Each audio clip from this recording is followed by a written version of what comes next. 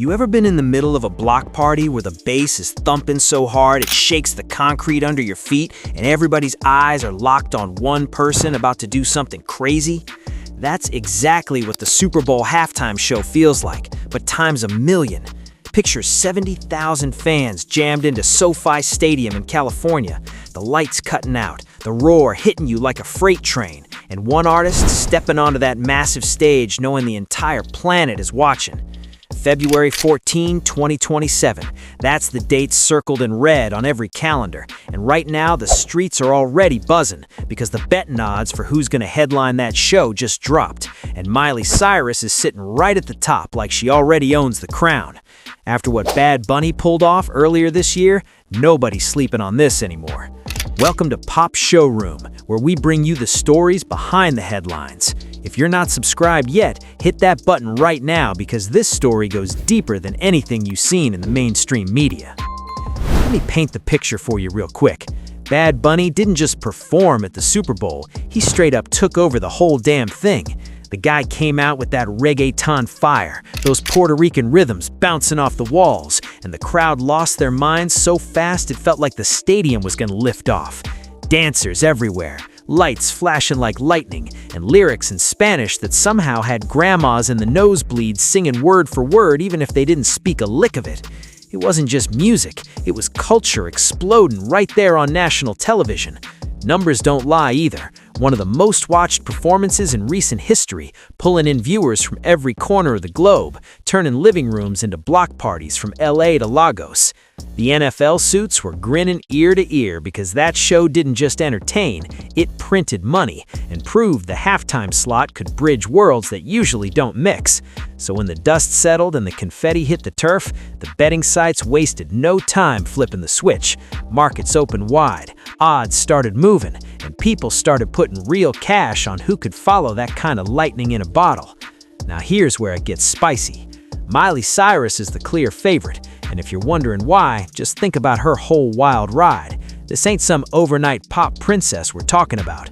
Miley came up as that Disney kid everybody thought they knew, all smiles and Hannah Montana vibes, but she flipped the script so hard it left jaws on the floor.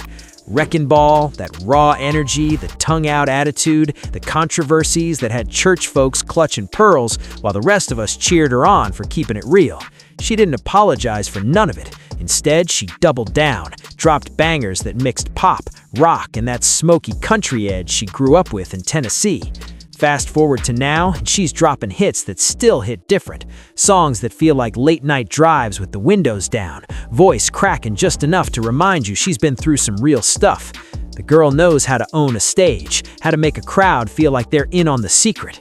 Betting folks see that and they're lining up, because after Bad Bunny showed the world you could bring global flavor and still dominate, Miley's mix of American rebellion and straight-up star power feels like the perfect next chapter. But don't get it twisted, this ain't a done deal. The streets are whispering, and the odds can shift quicker than a pickpocket in a crowded market. You got other names floating around that make you pause and wonder if Miley's lead is as safe as it looks. Imagine Kendrick Lamar sliding in with that West Coast poetry, turning the halftime into a think piece that hits your soul and your speakers at the same time. Or what about somebody like Drake, the guy who's been running the charts for years, dropping those melodies that make strangers in the club hug it out?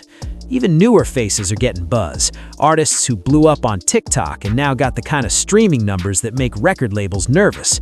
The NFL loves a story, loves when the halftime show mirrors what's popping in the culture right now. And with the world still riding the wave of Bad Bunny's global takeover, they might be looking for that same surprise factor. One wrong tweet, one surprise collab announcement, and the whole betting board could flip upside down overnight. That's the thrill, man. The not knowing, the way the suspense builds like pressure in a pressure cooker. Think about what's really at stake here. The Super Bowl halftime isn't just 15 minutes of music, it's a career rocket ship.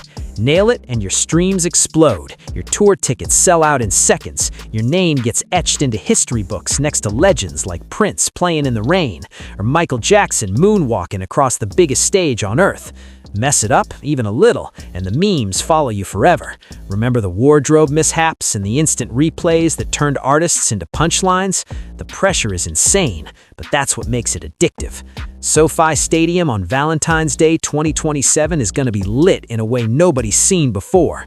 California night air, palm trees swaying outside, but inside it's pure chaos. Pyrotechnics, massive screens, choreography that looks impossible until you see it live. And the audience? Not just football fans. This is families, celebrities in the suites, kids sneaking their first taste of live music, all of them united for one night. The global broadcast means billions could tune in, turning one artist into an overnight worldwide phenomenon.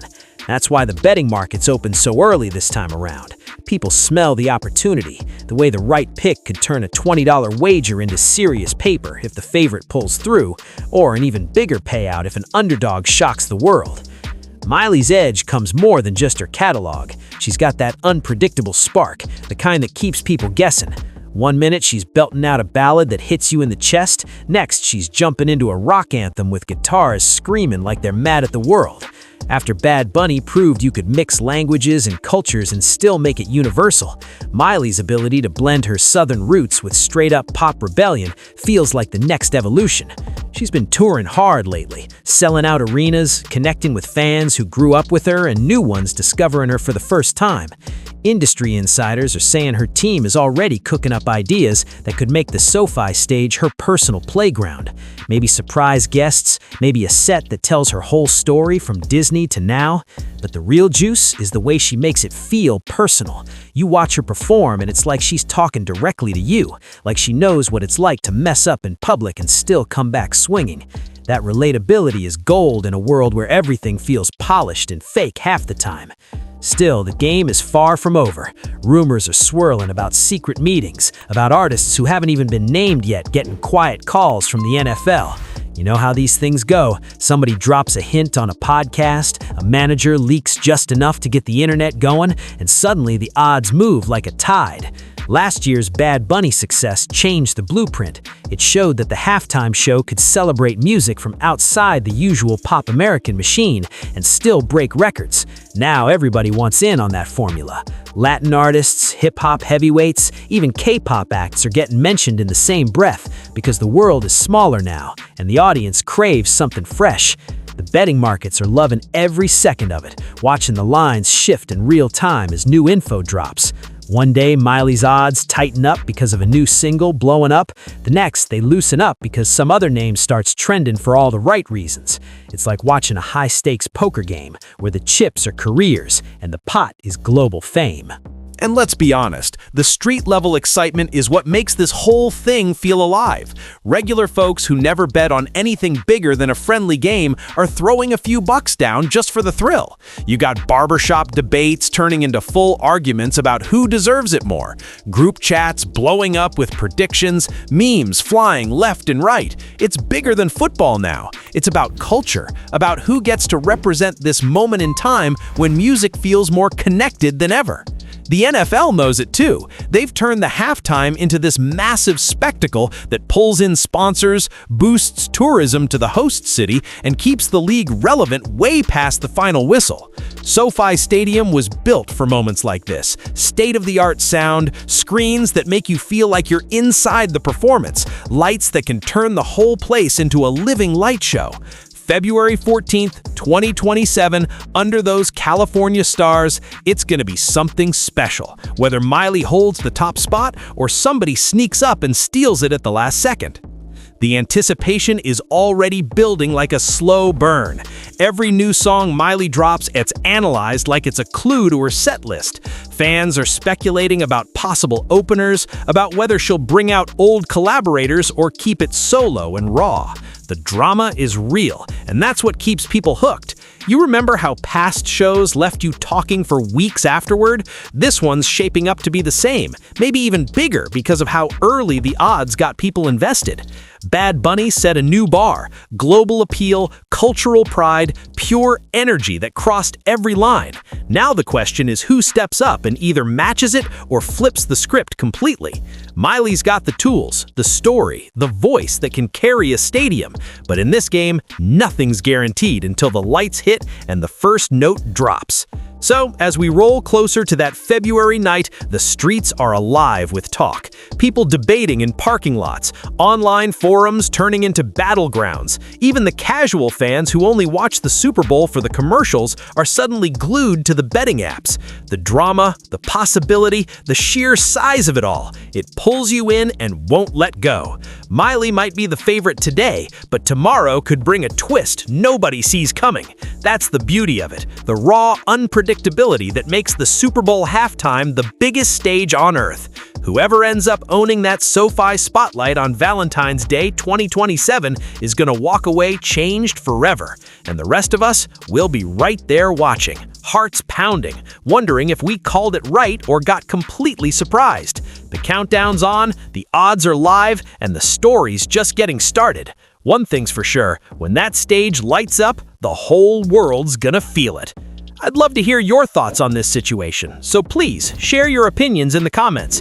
Also, don't forget to like, subscribe, and turn on notifications to stay updated on this story.